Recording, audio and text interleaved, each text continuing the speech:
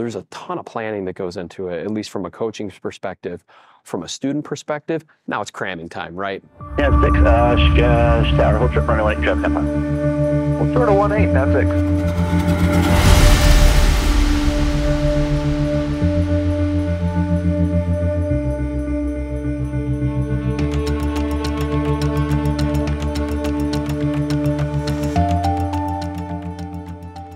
I think every school kind of structures how they do their flying teams differently. I think most of the competitive schools are going to have scheduled practice.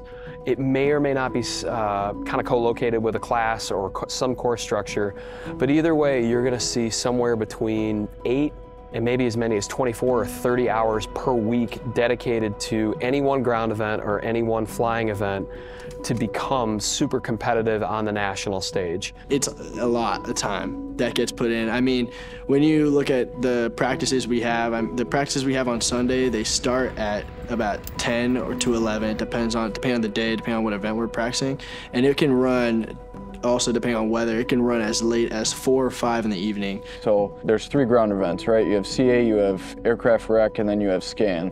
I would say for me it's computer accuracy. Yeah, so the event, it's a ground test, so a written test, and it's with math related to aviation. So your time, speed, distance, course correction, that type of math that you can do on an E6B, which is what some people call the whiz wheel. So, like most people, I'm not very good at aircraft recognition, so I see an airplane and I'm like, big airplane, small airplane. There are some people that just are really good at that, and they can look at an airplane's like landing gear or part of the wing or just some of the engine and say, I know exactly what airplane that is. In the real world, when we're flying into an airport, maybe it's like an international airport or something that you're not familiar with, you have airliners coming in, but there's also smaller regional jets, and it's helpful to know those. And then there's our little airplanes that we would fly, so just knowing those differentials can help us know how we can sequence. Good make Charlie, turn left at Alpha 3 and come to ground.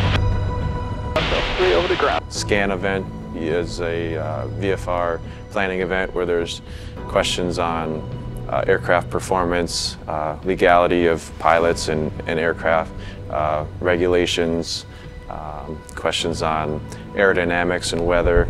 So it's any information that we would expect or the FAA would expect a private pilot to know, and then we usually ratchet that up to a degree of challenge. So the aircraft pre-flight event is an aircraft that is intentionally bugged with squawks or discrepancies. So usually they do just some random plane, so it'll be like some random guy's Bonanza or something, and the guy's like, do whatever you want. It's just how it always is. It's a really unique event. They take an airplane, they bug it with up to 30 discrepancies, maybe more, but at minimum 30. And you have up to 15 minutes to find as many possible. But you're in a dark hangar, so you only have a flashlight, so you can't like see the whole thing, so it makes it difficult.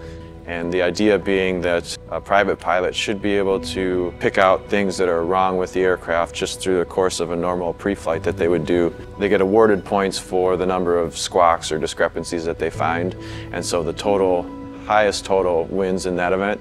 When I was competing, we were very fortunate. Our faculty advisor, coach, was actually an AMP, which at that time, most of the flight schools that we were competing with, all of their advisors, they were flight operations people.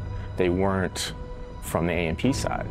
And so our advisor, every weekend, he would take the time and take an airplane and set it up just like an event.